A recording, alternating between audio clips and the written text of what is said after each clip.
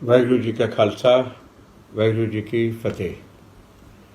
अज दे हालत ऐसे आ कि किसान सड़कों ते बैठे आ, रेलवे लाइन ते बैठे आ, अपना काम धंधा छड्ड के उन्होंने जाके उत्थे बैठना पै रहा। किस करके? क्योंकि उन्हों की सारी रोजी रोटी, उन्हों की जिंदगी की सारी कमाई ते जो उन्हों की सारी जिनस उहदी जो वेचना ते खरीद वो अज खतरे च पई हुई है। ये अज शंका कि किते वड्डी वड्डियां कंपनियां आके इन्हों किसी न किसी तरीके नाल इन्हों धोखे नाल किते ना होवे कि इन्हां दी जिनस भी लै जान, हौली हौली इन्हां जमीनां ते भी कब्जा कर लैन। इस हालत दे विच हुण एक कांग्रेस एक ड्राफ्ट बिल लैके आई आ, जिहड़ा उन्होंने कहा कि जिहड़ियां कांग्रेस रूल्ड स्टेट्स ने उन्हां दे विच स्टेट गवर्नमेंट वो बिल पास करेगी। तो उस बिल दे विच जो पता चलिया कि उहदे च MSP नूं प्रोटैक्ट किया गया कि कोई भी उन्हां उस स्टेट दे विच जिवें पंजाब असैंबली पास करेगी कि पंजाब दे विच कोई भी MSP तो घट प्राइस के उत्ते किसानां तो नहीं खरीदेगा। पर जिन्ना कि मैं इनू स्टडी किया, सेंटर गवर्नमेंट के बिल्स में स्टडी किया, देखो तो गलत हानी हैं, ये तो कोई शक नहीं। वो बहुत कमियां पेशियां भी ने, ये भी कोई शक नहीं। पर वो जो कमियां पेशियां नूं दूर करने लई जो हुण स्टेट असैंबलियां इनू पास करन जा रही हैं कि वो किसानां दी प्रॉब्लम पूरी तरह सॉल्व करते आ कि नहीं करते। अज इस बारे मैं गल कर रहा तुहाडे नाल। जेकर ये स्टेट गवर्नमेंट सिर्फ MSP का लॉ पास करते कि जिवें स्टेट पंजाब कहते कि state of Punjab they which MSP तो थले कोई जो जिनस आ कणक या दूजिया झोना या जो नहीं खरीद सकता, तो उस दे नाल ये पूरी प्रॉब्लम सॉल्व नहीं होने वाली। वो बहुत बड़ी राहत आ, पर पूरी प्रॉब्लम नहीं सॉल्व होने वाली।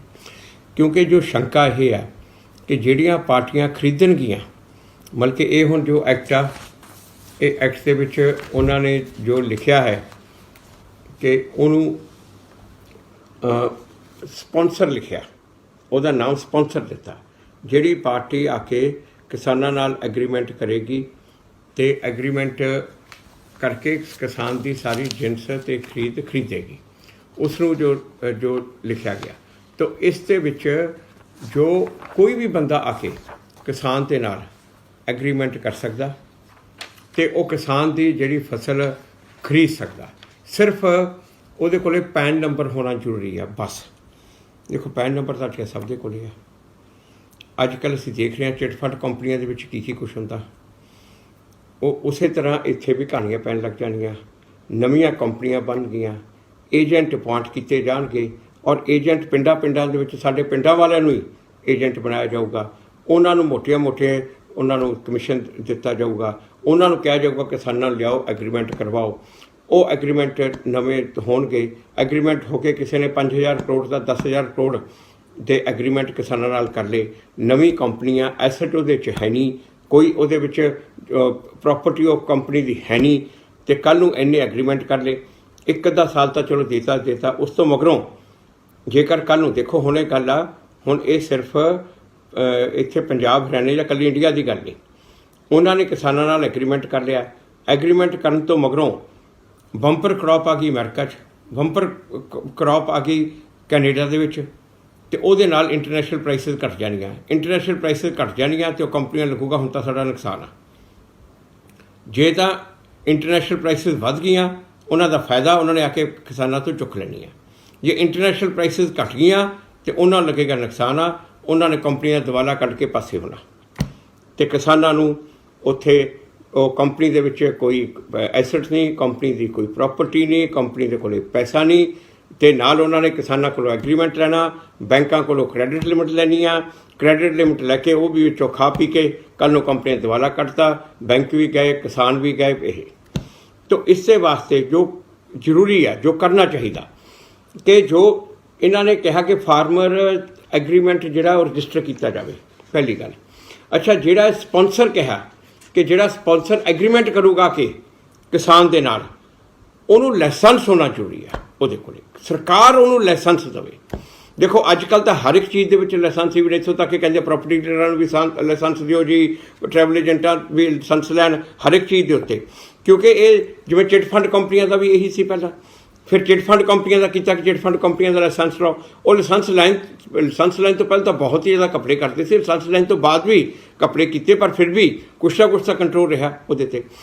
तो ये जी कंपनी जी एग्रीमेंट करे, जो स्पॉन्सर होवे उन्होंने गवर्नमेंट कोलों लाइसेंस लेना चाहिए, तो गवर्नमेंट लाइसेंस उन्होंने देवे उहदे एसेट देख के कि इससे 2000 करोड़ के एसेट आ, ये 2000 करोड़ के एग्रीमेंट कर सकता, इससे 5000 करोड़ की कैपेसिटी आ, ये 5000 करोड़ के एसेट कर सकता।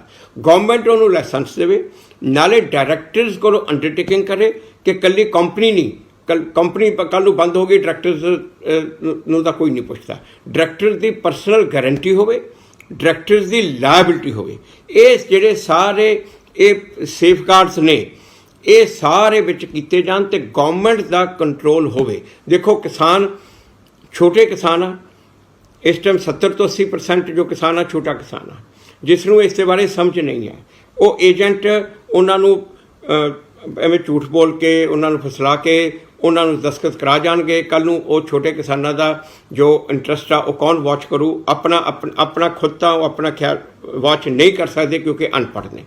इस करके इत्थे ड्यूटी जो बन जाती है सरकारों की ड्यूटी बन जाती है। केंद्र सरकार नूं इस कानून के विच सब कुछ पाना चाहिए सी, पर वो नहीं पाया, पर हुण स्टेट गवर्नमेंट जिहड़ा कानून पास कर लगी है वो कर सकती है, उस दे विच पाना चाहिए कि लाइसेंस जरूरी आ, लाइसेंस के उन्हों की गारंटी होवे, वो जो सेफगार्ड है फिर वकीलों का काम है। पर मेरा जो कहना है कि कल्ले MSP के नाल जो काम ये गल नहीं बनने वाली, पूरी तरह सेफगार्ड नहीं होने वाला, नाल दी नाल जिहड़ा एग्रीमेंट कर रहा उन्होंने लाइसेंस होना चाहिए, वो भी नाल जरूरी है, होर भी कई सेफगार्ड ने ये नाल।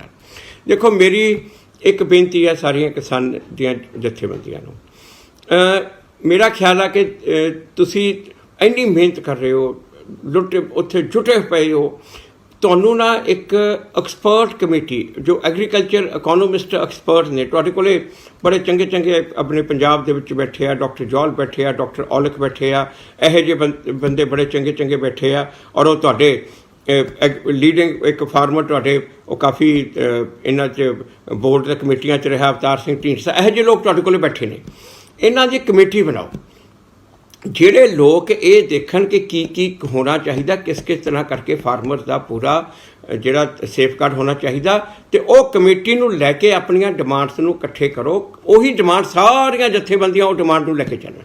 अगली गल क्योंकि लीगल काम आ गया, एक वकीलों की कमेटी बनाओ। देखो माफ़ करना मैं किसी ते किंतु परंतु नहीं कर रहा, पर मैं एक गल कह रहा कि कुछ किसान जथेबंदियां सुप्रीम कोर्ट गई ने, सुप्रीम कोर्ट दे विच तुसीं ये देखो कि हुण तक जो जथेबंदियां कोई होर किसी भी मुद्दे ते, चाहे वो CAA का मुद्दा सी, चाहे कोई भी मुद्दा सी, जदों भी वो कोई सुप्रीम कोर्ट गया तो सुप्रीम कोर्ट ने सब तो पहला उन्होंने यह कहा कि अपने धरनियां नूं पासे करो, सड़कां ना रोको, रेलवे लाइनां ना रोको, उस तो मगरों असीं तुहाडी पटीशन सुणांगे। इत्थे भी उही कुछ होना। तो ये सारियां गल्लां सोच के देखो सुप्रीम कोर्ट जावे, स्टेट गवर्नमेंट जावे, जिहड़े ये कॉन्स्टिट्यूशनल पॉइंट आ, एक किसान जथेबंदियां एडे वड्डे वड्डे वकीलों नहीं हायर कर सकते, नहीं उन्होंने अंगेज कर सकते।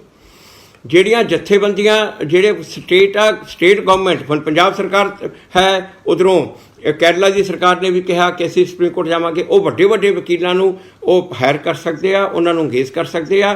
सरकार स्टेट गवर्नमेंट ने वो जान, क्योंकि स्टेट गवर्नमेंट के राइट, इसलिए फैडरल स्ट्रक्चर के उत्ते बहुत बड़ा अटैक आ, वो जान उत्थे।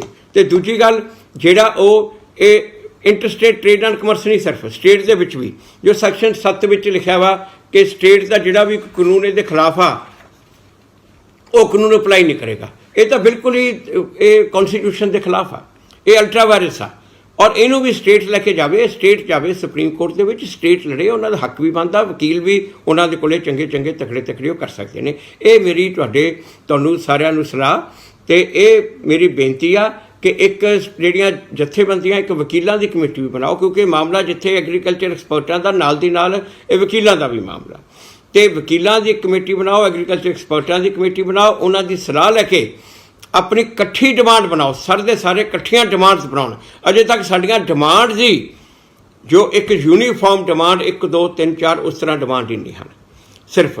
तो इस तरह करके किया जाए, मेरी यही सब नूं बेनती आ। तो दूजा मैं मुख मंत्री पंजाब नूं भी चिट्ठी लिखूँगा, उन्होंने भी कहूँगा कि जिहड़ा Punjab state assembly which law पास किया जाए वो किस तरह का किया जाए।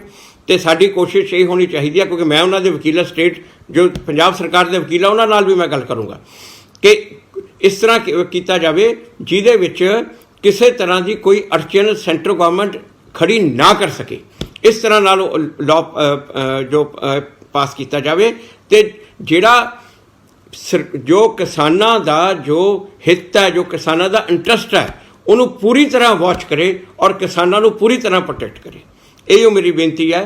तो उम्मीद है कि जे इस तरह करके एक ऑर्गेनाइज तरीके नाल इस मुहिम नूं अगे चलाते रहे तो असी जरूर सफल होवांगे। बहुत बहुत शुक्रिया, मेहरबानी। वाहिगुरू जी खालसा, वाहिगुरू जी की फतेह।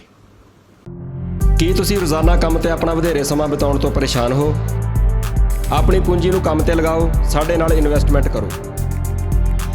ਅਸੀਂ ਤੁਹਾਡੀ ਪੂੰਜੀ ਤੋਂ ਤੁਹਾਡੇ ਲਈ ਵਧੇਰੇ ਪੈਸੇ ਬਣਾ ਸਕਦੇ ਹਾਂ। ਅਸੀਂ ਪ੍ਰਾਈਵੇਟ ਇਕੁਇਟੀ ਇਨਵੈਸਟਮੈਂਟ ਫਰਮ ਹਾਂ ਤੇ ਕਮਰਸ਼ੀਅਲ ਰੀਅਲ ਅਸਟੇਟ ਵਿੱਚ ਮਾਹਰ ਹਾਂ। Property management, leasing, asset management, commercial real estate investment ਵਿੱਚ ਸਾਰੀਆਂ ਸੇਵਾਵਾਂ ਲਈ ਅਮਰੀਕਾ ਭਰ ਵਿੱਚੋਂ ਤੁਸੀਂ ਸਾਡੇ ਤੱਕ ਪਹੁੰਚ ਕਰ ਸਕਦੇ ਹੋ।